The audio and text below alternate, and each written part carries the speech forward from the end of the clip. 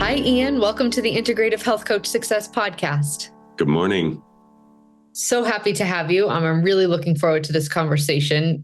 We talked a little bit before we started recording, and I think our listeners are going to be just as intrigued as I was. So if you would, could you tell us what you're currently doing with your IHP certification? And then we'll back it up a little bit. I think your story to kind of how you got here is really, it's wonderful. And I also think it's kind of telling for your love of learning and teaching and whatnot. So what are you currently doing with your IHP certification? Yeah, I'm growing my businesses as sustainably and honestly and authentically as I can. I have tripled my client base over the last 3 to 4 months, and really just developing a heart-centered, community-focused business.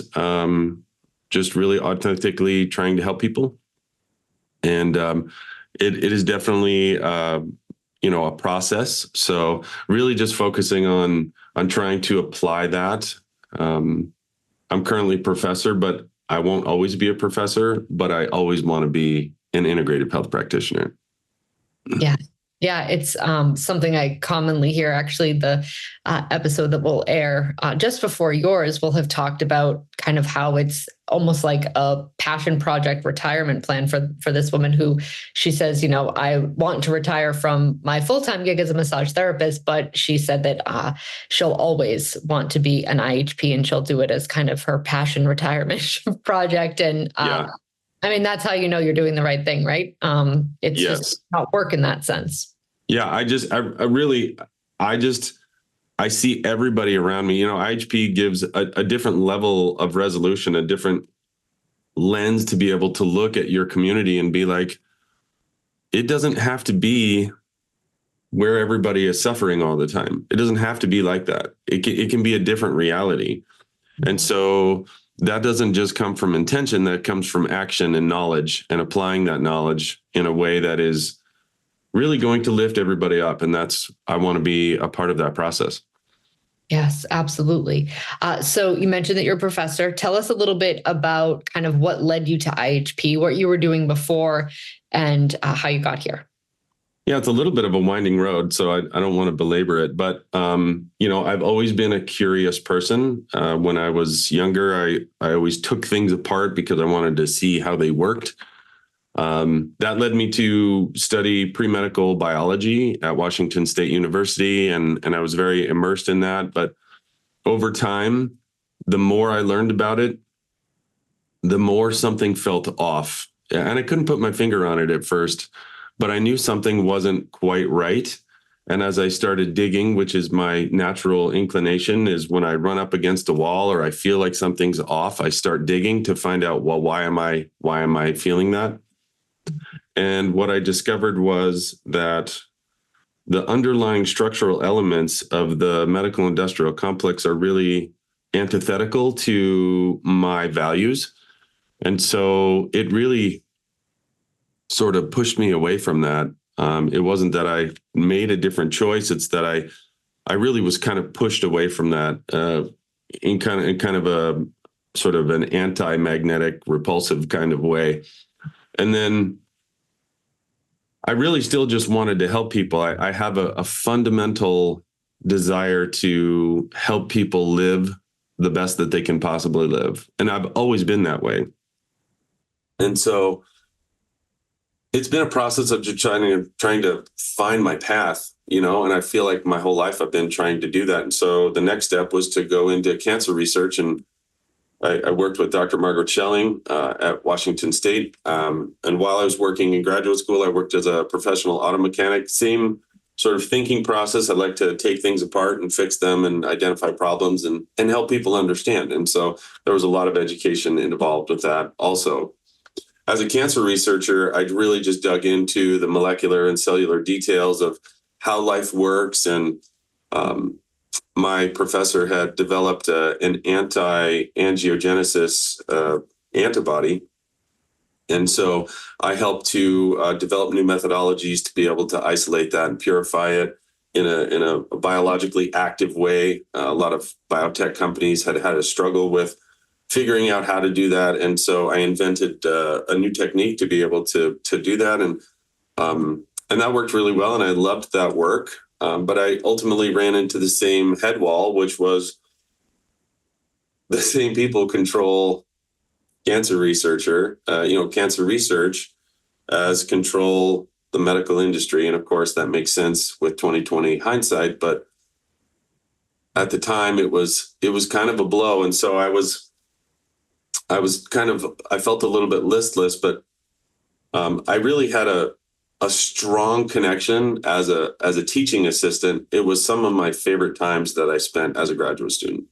And so I spent a lot of time with students and just building connections and helping them reframe how they were struggling and what they were seeing and how they were learning. And I found that was really, really deeply satisfying and enjoyable. And so I decided that I wanted to study that.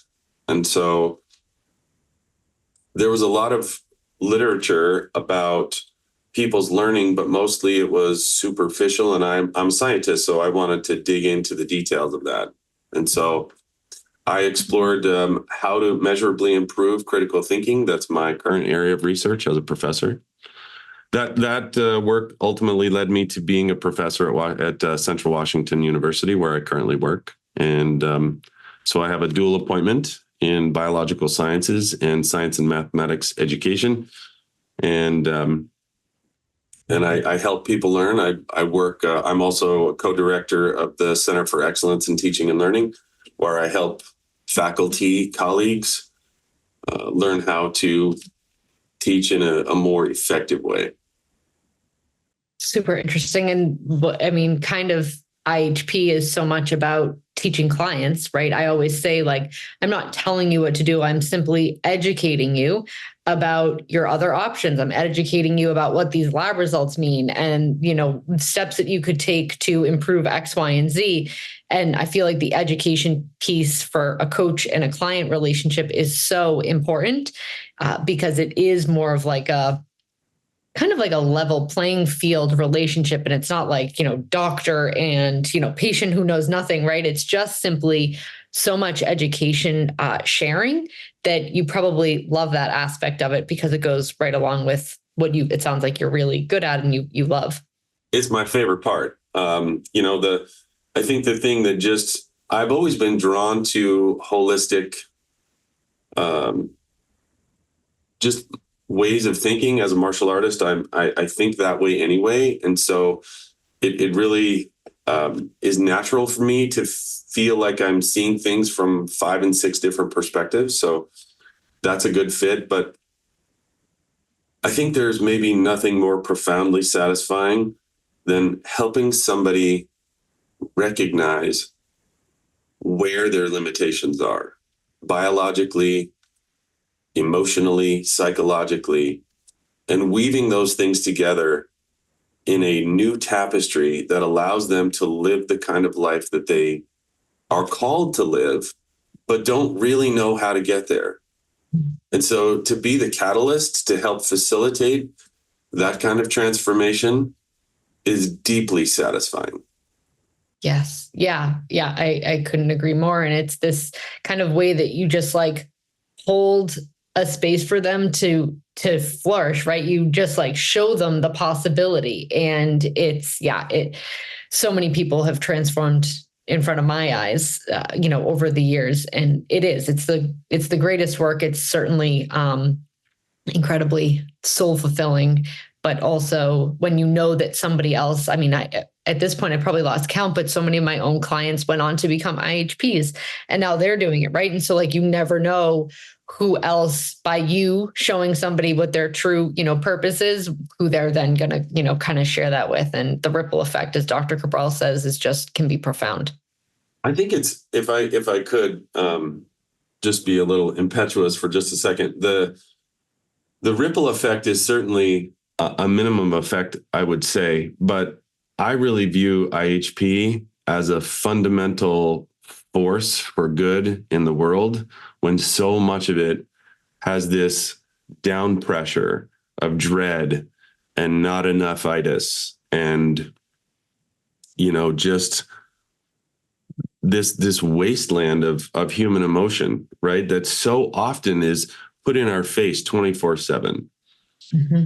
And there has to be some sort of counter pressure to that feeling of inadequacy.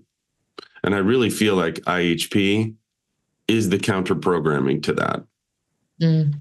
Yeah. Yeah. Because so many people also feel like they're at home in that place, right? They are with people that think like them, that feel like them. That, I mean, it's a huge group of empaths, which kind of just comes with the nature of what we do. And so it's, people say all the time, like, I've never found like I've found my people. And it's pretty amazing that so many of us, we have the chance to come together physically, once a year at the Reimagining Health Summit. But for the most part, these are virtual friendships. And it's still magnetically energetic. And that says a lot. It really does. Yes. Yeah. All right. I would love to switch gears a little bit and talk about kind of what your most passionate part of the kind of health and wellness industry, what part of that is most passionate for you, and what's kind of like your hallmark of how you execute it. So talk to us a little bit about what's your real passion in the health and wellness space. Yeah, that's a great question.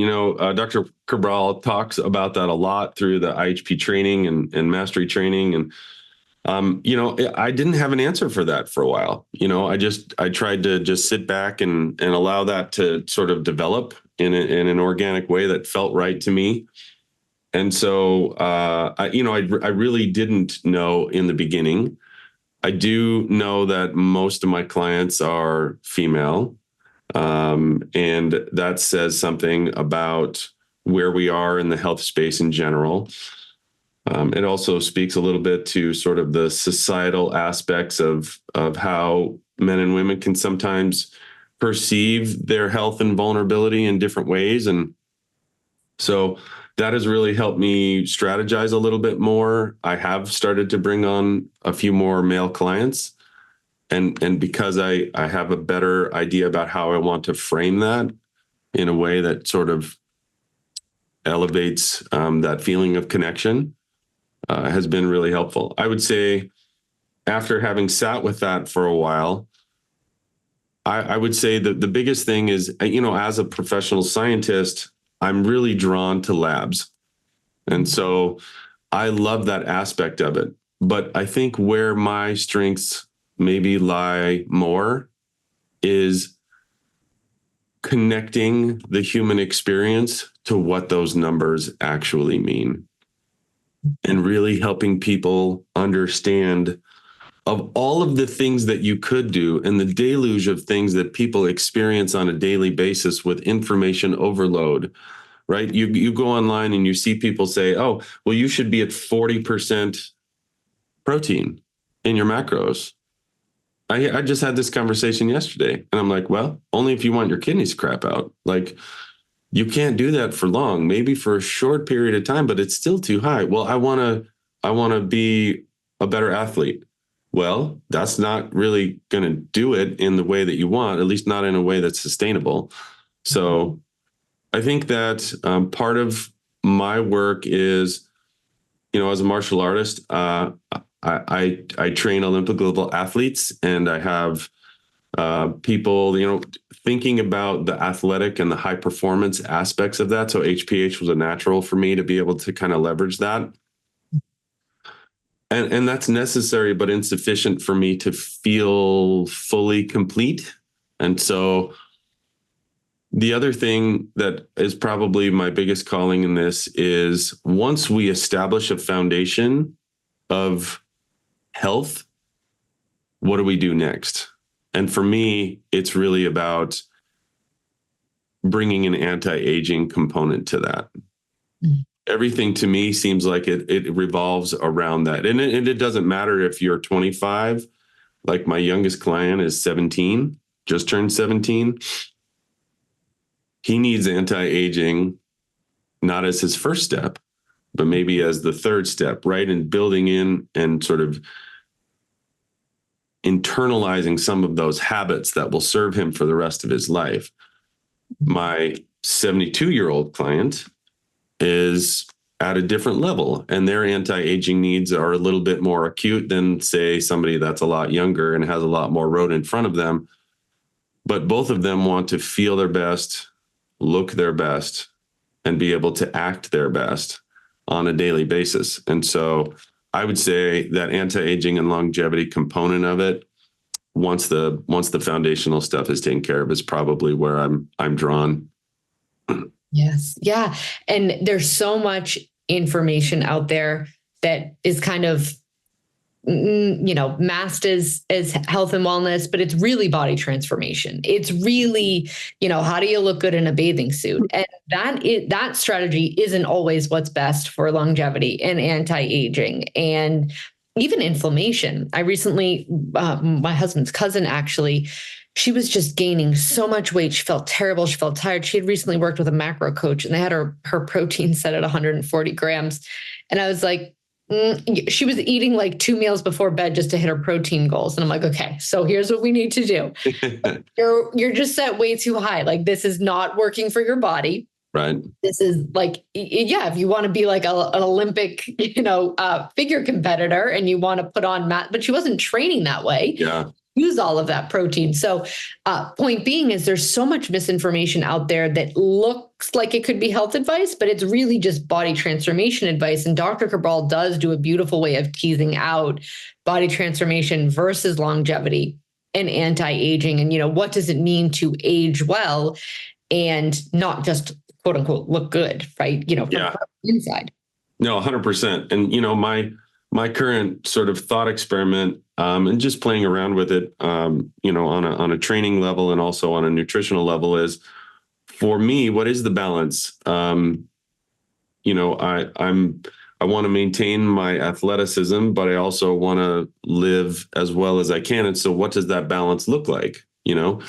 I have changed my training. Before my last black belt test in South America, I really worked on building a little bit more muscle, but that was episodic, right? It wasn't like do it for a super long time. It was like a 3-month stint. And the reason why I did that is because not everybody loves Americans. And I knew I was going to be interacting with people that were going to try and physically harm me. And so I wanted to have a little bit more muscle in order to be able to deal with that. But I have to tell you that, and I'm super excited to share this, is we rarely talk about the detox from an athletic perspective. Mm-hmm. And it was transformational in the increase in my athletic performance. Like, I did my bulk training. I grew about 5 or 6 pounds of lean muscle. And then I did mobility training. And then right before I entered the cardio phase of my training, because I was training for 12 months, I did a 7-day detox, and I dropped 8 pounds of straight fat. And my athletic performance, I had never experienced it like that. Everything was faster. Everything felt lighter. It was unbelievable. And so all my athletes do 7-day detoxes before competition, about 4 to 6 weeks out from the competition. And I couldn't believe it. I had one of my female athletes. She was all over her opponent. Like, she was literally running circles around her. And it wasn't because she was doing the weight training. We did all of that work, right? We did all the rope work and we did all of that, but it was the detox that really just optimized that muscle to mass ratio. And it was so exciting to see that. Yes. Yeah. It's, such an incredible tool for many, many reasons, but it's interesting because I don't hear it talked about as much with athletic performance, but it would make sense, right? Because it's really just, and yes, it's a liver detox, but it's a blood detox too, right? At that kind of blood-based level. And so everything, right? The blood that's going to your brain is better. So that probably makes, your cognitive ability faster. It makes your, brain to muscle connection. All of it. Efficient, all all of of it. it. I really think of the detox, especially a 7-day detox, as really a performance optimization tool. Mhm. Yes, mentally and physically, right? Like 100%. even if, people, will say all the time, oh my gosh, I'm like getting so much more done at work, my concentration's so much better, right? And that can be because blood sugar is more balanced and, they're not eating inflammatory food. But for a lot of people, it lasts. Even if some of their older habits kind of, creep back in, it still has an incredible lasting effect in that way. It does, and my wife Jody and I, we do the detoxes together, and she's also athletic, and so she she's a creative person, and so she put together we recognized going through it together, but also for my clients, a lot of the restriction point, Dr. Cabral has all those amazing recipes. But I find that my clients still need a little bit of translation, right? And of course, we do that as part of the setup, and we talk about batch cooking, pre-planning. Jody and I detox our refrigerator, we detox our pantry. We start there on what we call day 0. And then, so that's how we're approaching that and trying to help our clients sort of get to that place. But, the detox is such a powerful tool. I finally got a higher, how can I explain this? I have a person who's now a client who is a little bit more well-known in the world, and what I guess a higher profile person. And I have them going through a 21 detox, and they're posting on Facebook every day how transformational it is. They're only 1 week in, they're down 10 pounds. Like, this is life changing. And I think it's probably not an accident that Dr. Cabral has it set up for 21 days, because that's also the amount of time that it takes to be able to start to change a habit. Mm-hmm. Oh, well, yes, he said that. Yep, many times. Yep. Yeah. And that's, I think, probably why you resonate so much with him, because he does bring like the mental aspect in with all of the physical, right? Like 21 days. Yes, it is the amount of time that it takes to kind of like rewire your brain in a sense, to change a habit.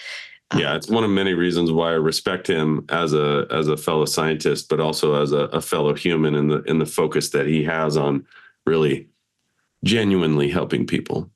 Yes. And kind of on that topic, because we kind of talked a little bit about your passion for mindset too at the beginning before we started recording. Share with me a little bit about how you view mindset as kind of that catalyst for change, how it's really tied into longevity and choices, and give me a little bit of your passion for mindset. Yeah, it's the root. I mean, everything that you want to accomplish, everything, all of the perspectives that you develop about the world and about how you live your life, those are all fundamentally emerging from your mindset. Sometimes in martial arts, we do crazy stuff, like breaking things, and it really is a lot of people who don't recognize what it is. It's really about a test of your mental strength. It's not your physical strength, it's your mental strength. And so I have this same conversation with my dojo students. It all comes from the mind. And it doesn't matter if it's training. It doesn't matter if it's, I have a client right now who's a retired, a number of clients that are retired service people. And, they're used to being athletic and what have you. And they're not to the level that they want to be right now. And so the first thing that we work on is recognizing the power of the mind. They knew it before, and somehow they forgot it as a result of, mind, just the experiences that we all have in life. But just to kind of refresh that frame and really, really dig into that part of it, it really emanates from there. And, I've had to do that myself, Julia. Like most people don't know me at a deep level, but I will tell you a couple of things. One is that I grew up very wealthy. My father was an inventor, and then my life changed and I became very, very poor. And so I've experienced this full range.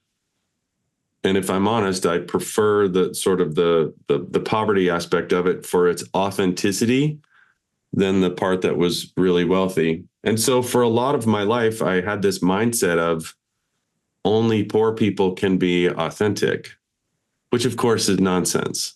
Mm. But I had to reframe that for myself. And I recognized that I'm my own biggest obstacle. And that in order for me to move past all of my obstacles, I have to reframe that. My whole life, I've been told, you can't do this, you can't do that. You're not good enough for this. You're not good enough for that. Maybe some of your listeners can resonate with that. That has certainly been my experience. But I recognized a long time ago, and I need periodic refreshers, that I am my own. I dictate the direction of my life. I'm the one that creates the boundaries or removes them. I'm the person that can accomplish really anything I put my mind to. But that's where it starts. It starts in the mind. And then the rest follows from there. Yeah, absolutely. And I think, when you started to tell your personal story, right, you would have no idea how this all works if you didn't go through it, right? I think we all, you don't just all of a sudden like wake up one day and go, what's important is mindset, right? But when you have to flex that own muscle yourself, and you went through the process of changing a thought or seeing how a thought process was holding you back and choosing to change it, right? Whatever we're not changing, we're choosing. And by not, going through that yourself, you would never understand the power of that. You would never be able to explain the power of it to somebody else, right? And yeah, it's so true. And I have to say, I have to shout out to Erica for, the role that she played in a lot of this in Mastery. Just was a very poignant refresh of, no, I'm the captain of my own ship. Like, I get to make those choices, and I don't want to live in a prison of my own making. And so many people, that's where they sit. They don't even realize, like, I built this prison. I choose to live in it.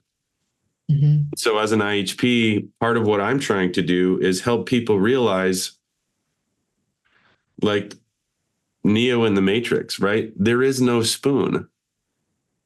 Right? There is no cage. Live like it's not there, and you will live the life you're meant to live. Yeah, absolutely. Yes. And I've had clients over the years that with minimal supplements and a really strong mindset made significant changes. And then other clients who did every single protocol, did years and years and years, lab test, right? And it was like, you just couldn't, they just didn't get there, right? And it was whether they thought they were undeserving, whether they thought it wasn't possible, whether they were, attached to their circumstance, that they had been in for quite some time. And I find that that's actually the biggest hurdle as IHPs that we may come across when it comes to clients' mindsets is so many people come to us defeated after years and years of trying to, and this is probably different than some of your athletic clients, but trying to find answers and becoming so frustrated, disenchanted with the conventional medical model, and really becoming kind of bitter and, attached to their struggle, that like sometimes that's the piece that like you have to see them break free from to really get them to propel forward. Yeah, I did have a client, and I had to disengage after a few months. Unfortunately, there was a pretty strong resonance with they resonated pretty strongly with their disease at the time. And, I don't blame them. Their circumstances were very challenging. And my hope is that, we can follow up. I periodically follow up just to check in and be like, hey, how's it going? But I don't know that they're quite there yet. And that's okay. We're all on our own journey. Absolutely. Yes. And sometimes that can be, what somebody else needs to kind of see it, right? And the relationship has to work for, both the client and the coach. And sometimes if it feels like you're going to just kind of not be able to do what you believe to be most beneficial, right? It can be challenging. That's for sure.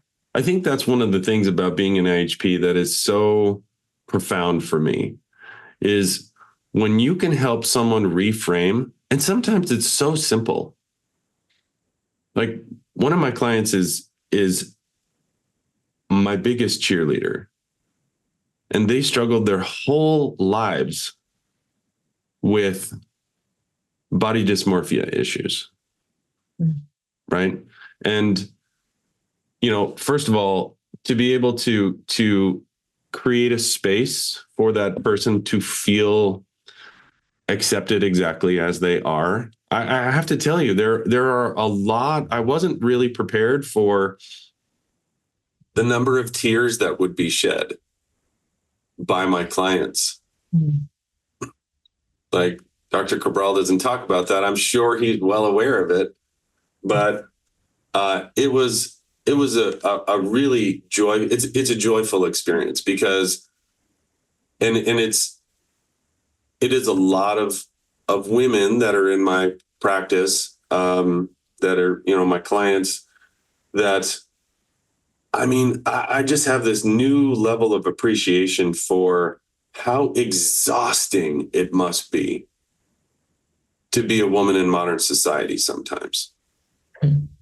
And to create a space where they feel fully accepted, some for the first time, and just all the tears that happen and that breakthrough moment, and to be a small part of that process is such a gift.